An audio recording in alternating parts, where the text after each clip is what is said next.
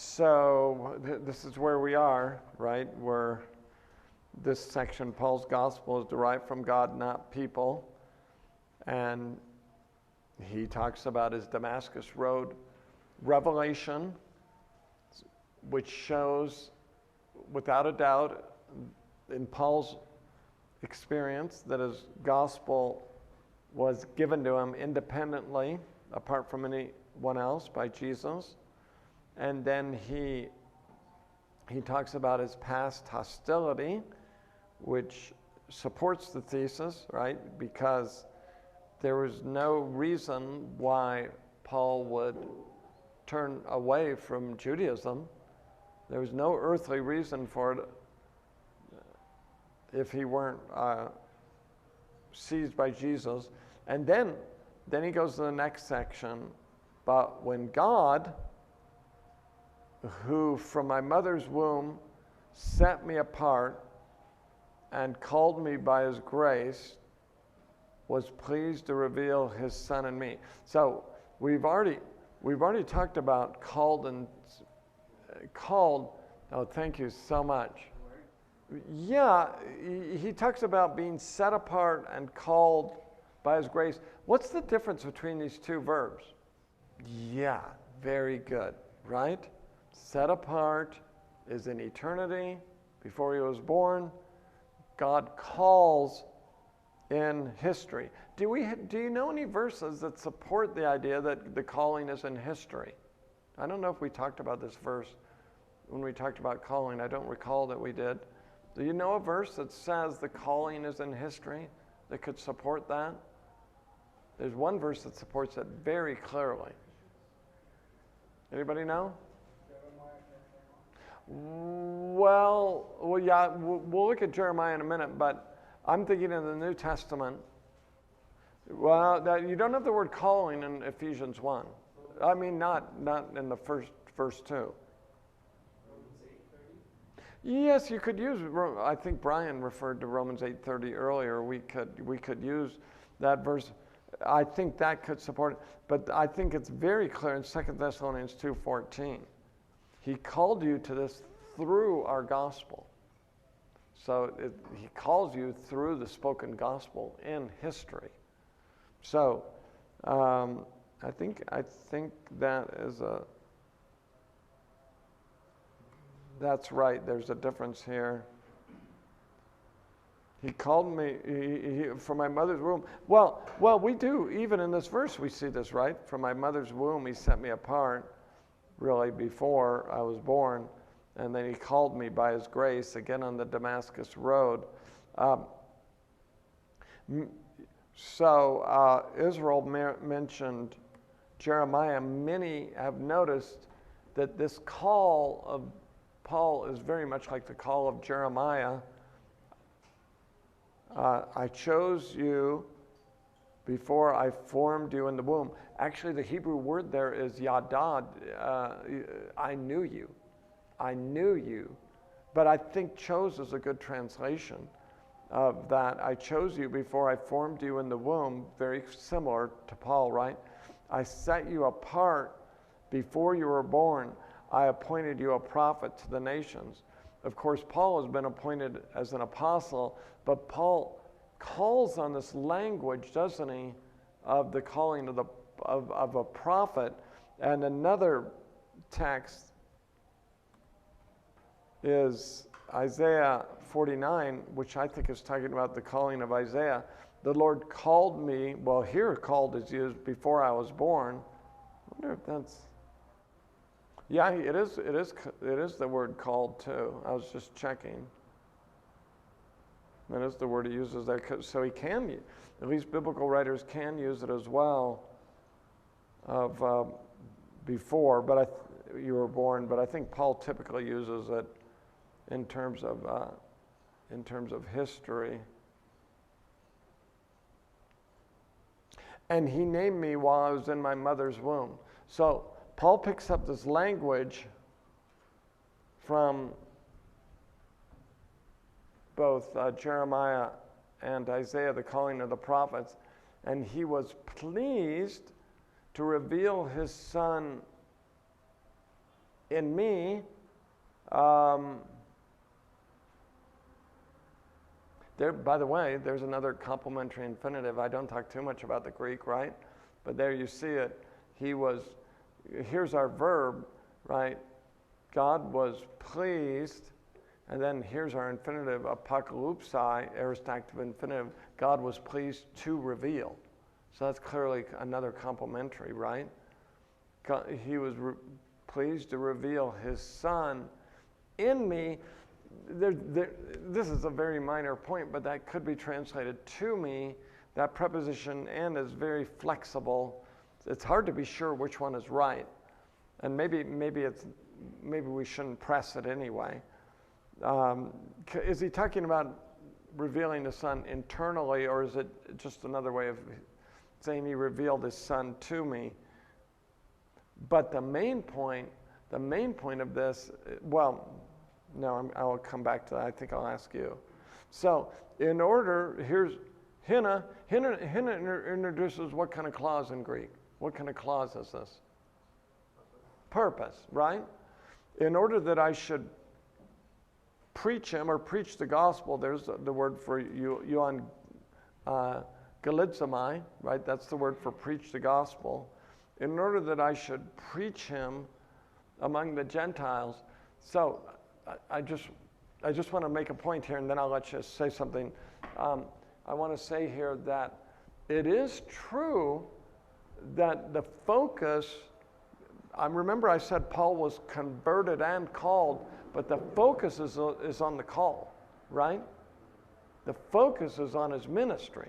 The focus is on his conversion. I think the two belong together. But what's the focus? It's his call to preach the gospel to the Gentiles. Yeah. I think he means before. I think he means before. I think it's an idiom of saying even before I was conceived, so to speak. Or alternatively, from the moment I was born. Before, in any case, he's saying I hadn't done a thing, right? So I don't, the prepositions in Greek are they're just very flexible how they work. So it's hard to, unless it's very clear in context, it's hard to drive them too hard. Yeah. There can be that idea. Yeah. Set apart just means to be consecrated to something, devoted to something. Hagiadzo, So it's not that different. It doesn't necessarily have the idea of moral holiness in and of itself. Even hagiadzo doesn't necessarily have that meaning. I don't think there's a moral dimension here, right? But there is clearly the idea of being set apart. Yeah, that's good. Yeah. If I'm understanding you, yes, he's defending his. I think Paul. So this is what I was about to say. In order that I might preach him among the Gentiles, I think Paul had a unique apostolic ministry to bring the gospel to the Gentiles and to explain it to the Gentiles in a way the other 12 didn't have, or whether 13 or 14, however many there were. Which I'll explain more briefly. So, in a derivative sense, it's true of all of us, not in the same sense as Paul. If you're called to the ministry, God set you apart, but not, we go back to our previous discussion, not in that unique apostolic sense in which Paul, we see that especially in Ephesians 3, has a specific calling to explain the gospel to the Gentiles, which is really interesting because, at least I've always thought, if I were deciding, which is good I'm not, right? But maybe I'd send the other apostles to the Gentiles, and Paul, the one who knew the Jewish scriptures so well, to the Jews. You'd almost think you'd reverse it, right? Which one are you going to send to the Jews? Well, you're going to send the seminary professor, aren't you? who can argue with the rabbis all day long. But instead, God's always surprising us. He sends Peter and James and so forth to mainly evangelize the Jews. Of course, Peter did both, but Paul to mainly evangelize the Gentiles. Then you have, since I'm talking about this, I don't know if I'm off, but I think this is a very interesting scene because Paul talks about, this is his speech right when they tried to kill him near the temple, and he says, I returned to Jerusalem when I was praying in the temple. We don't know what year this was, but it was probably the early 40s before he wrote any of his letters. I fell into a trance, and I saw Jesus telling me, hurry and get out of Jerusalem quickly, because they will not accept your testimony about me. And I said, Lord, they know that in synagogue after synagogue I had those who believed in you imprisoned and beaten. And when the blood of your witness Stephen was being shed, I stood there giving approval and guarding the clothes of those who killed him. What is Paul saying there? Paul's saying, Lord, think about it. I'm the perfect candidate to go to the Jews. They know me. They know that I've been turned around. They know that I believed in killing Christians. They know that I'm the perfect person. And Jesus says, go, because I will send you far away to the Gentiles. I think Paul's saying, but I'm the perfect person to go to the Jews. And the Lord says, that's not what I want you to do. And, I always like this story, right? The Jews are listening to him until he said the word Gentiles. Then they raised their voices shouting, wipe this man off the face of the earth. He should not be allowed to live. They were yelling and flinging aside their garments and throwing dust into the air. So once he said the word Gentiles, they were just outraged with him. Up to that point, they listened quietly. But Paul wasn't pleasing people, right? He said the truth, and they didn't like it. I don't know. I went off on a long thing there, yeah. So actually, if you look at this Greek construction, it begins with this word hata. Anybody know what that word means? Yeah, if you look at the English too, you get a little help, right? I mean, not that you didn't do that. But if you have a when clause, what kind of clause is that? Do you know what I mean when I say something like that? What kind of clause is that grammatically? Does that make sense? No, it's actually not a conditional clause. It's a temporal clause, but a temporal clause is always, there's two different kinds of clauses. That's my hint. Does that help you? No, like what are you talking about? What? It's dependent. It's dependent. And the independent clause, this is why I say it, the grammar helps comes here. Here's the main point. Immediately I did not consult with flesh and blood. So when God was well pleased, I did not consult with flesh and blood. Independent, right? Well, that's confusing. Independent clause, but also, that's my point too. Yeah, that is confusing. It's an independent clause, but his main point is he's independent of the apostles. I didn't consult with flesh and blood. I didn't need to, right? So he's answering these charges. Neither did I go up to Jerusalem to those who were apostles before me. I didn't run, we would say in English, do you know this expression, with my hat in my hand. I didn't run to the apostle Peter and say, what do I do next? I didn't go up to the apostles or John. No, I departed to Arabia, and again I returned to Damascus. There's all kinds of theories of what Paul did in Arabia and in Damascus. You know, there's a tradition that Paul went to Arabia to study the Bible. He probably did study the Bible, but he probably also preached in Arabia. everything we know about Paul in Acts is he was preaching right away. And when he came back to Damascus, King Aretas, do you remember this in Acts 9? He wanted to arrest him. And usually you don't want to arrest somebody who just comes into town who's just been reading their Bible, right? And that's all. But if they've been preaching, then it would make sense. So here's Paul's point, right? I didn't consult with flesh and blood. I departed to Arabia and returned again to Damascus. I was preaching the gospel without consulting with the apostles because my gospel is independent. So I think that's his main point. So I want to ask you, in a way you've already said it, but let's just do it, a little discussion group. What's the first part, verses 15 through 16, what's its function in the argument in this passage?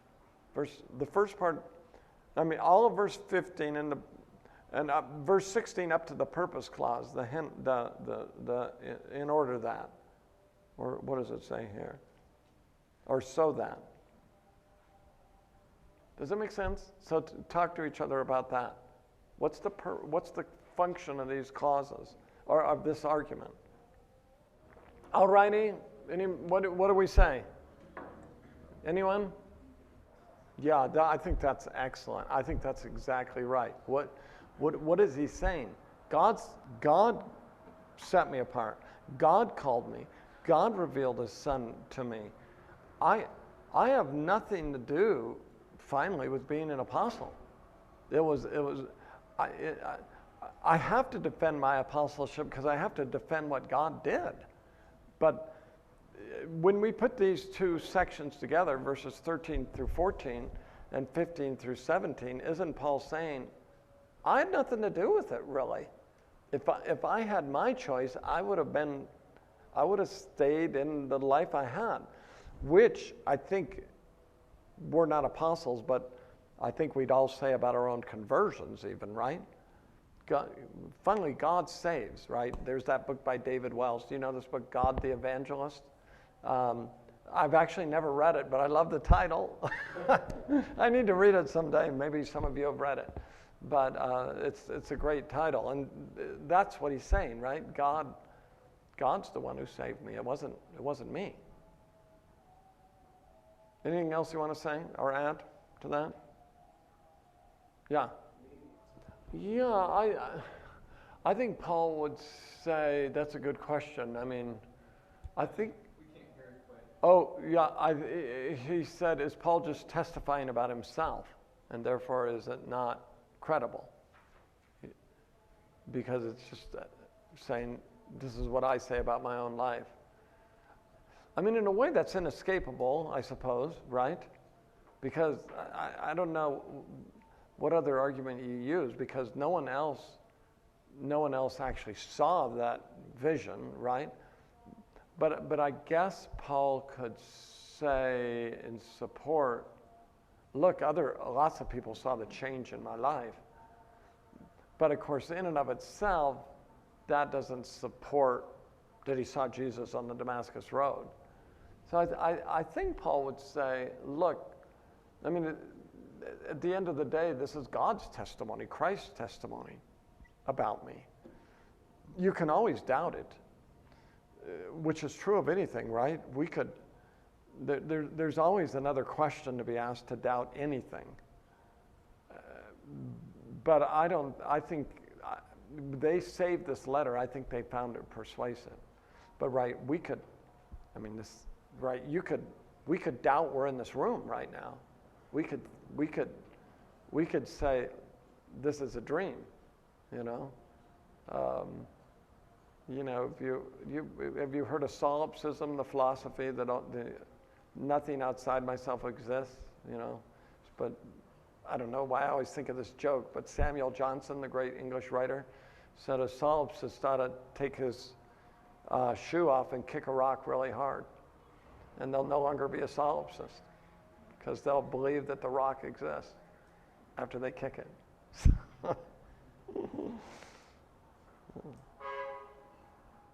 Well, I think it's a little different. I mean, it overlaps, but I think it's also Paul's call to ministry.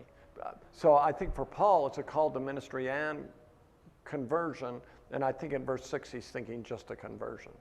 But otherwise, I think it's effectual in both places. Yeah. Well, how is it possible that they've strayed? Yeah, that is such a profound and helpful and deep question, and it's hard to answer. And I think I would say we're in the middle of the game, thinking, or the race, maybe the Christian life is a race, and people can get off the track, right? And that doesn't mean the call wasn't real. Now, in some ways, you can, I mean, this debate could keep going, because you could say, well, don't some people get out of the race altogether? And I think in that case, Paul would say, yeah, they weren't called.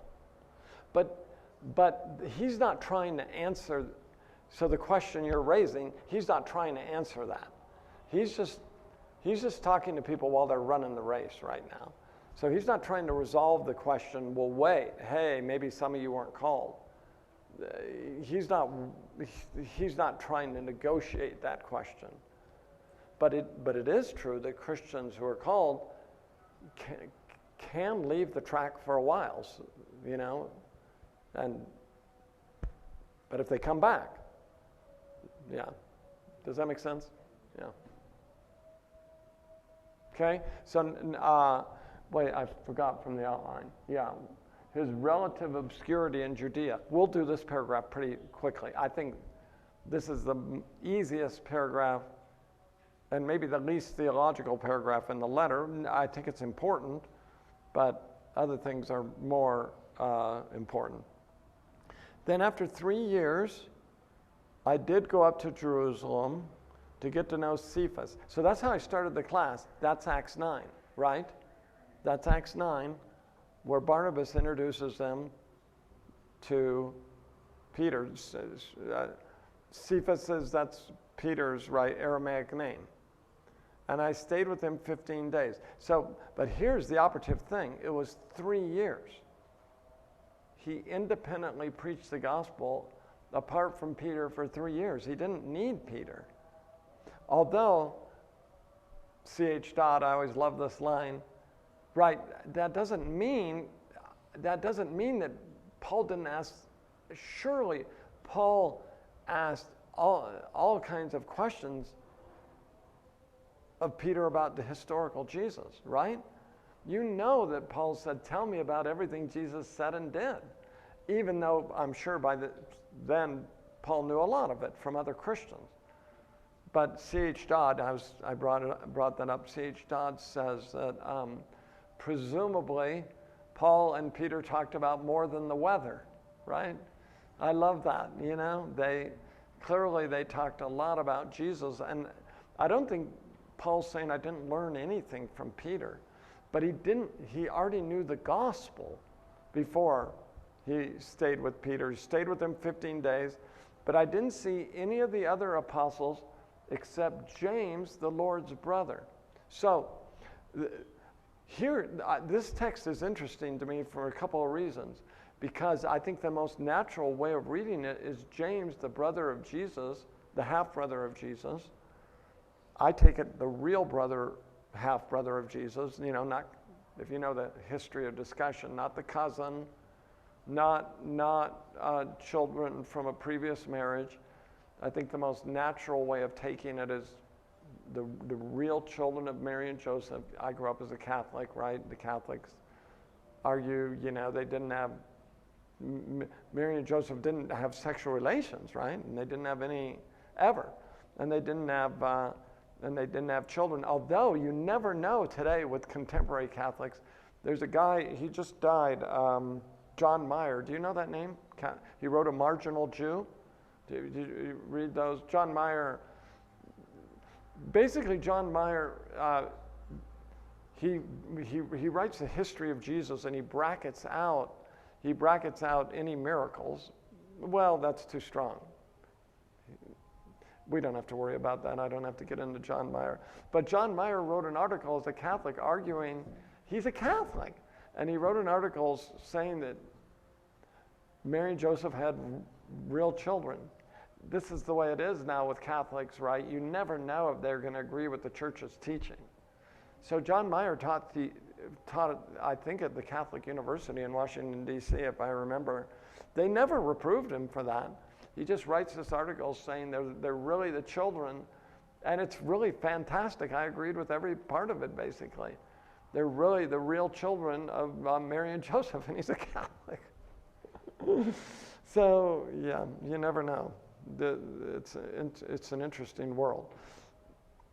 That's not an important issue, is it? But what I think is very interesting here is the most natural way of reading this. I interrupted myself. Is that James is an apostle, right? So you have Paul 13, James 14, maybe Barnabas 15, and Silas 16. Who knows? Maybe who knows how many there were? There were the original 12, and then a few others. James, remember James. We won't turn to these passages. James, during Jesus' life, was an unbeliever during Jesus' ministry. We see that in John 9 and other places. But remember 1 Corinthians 15, Jesus specially appeared as the resurrected Lord to James. Now that would convince you, wouldn't it? God is sovereign. And Jesus appeared to James, and I think he commissioned him as an apostle. When he appeared to him, and so James, and as far as we know, I think this is the James who wrote the epistle of James, and his other brother Jude wrote Jude, who is also the half brother of Jesus. So all the evidence we have is all the brothers of Jesus, presumably all his sisters, all became believers. So, of course, another thing I should say, and it's going to play out in our passage, James spent his whole ministry in Jerusalem. James was put to death. Do you know this history? James was put to death in AD 62 by the Jews. He was stoned to death in Jerusalem. Paul spent most of his ministry with the Gentiles.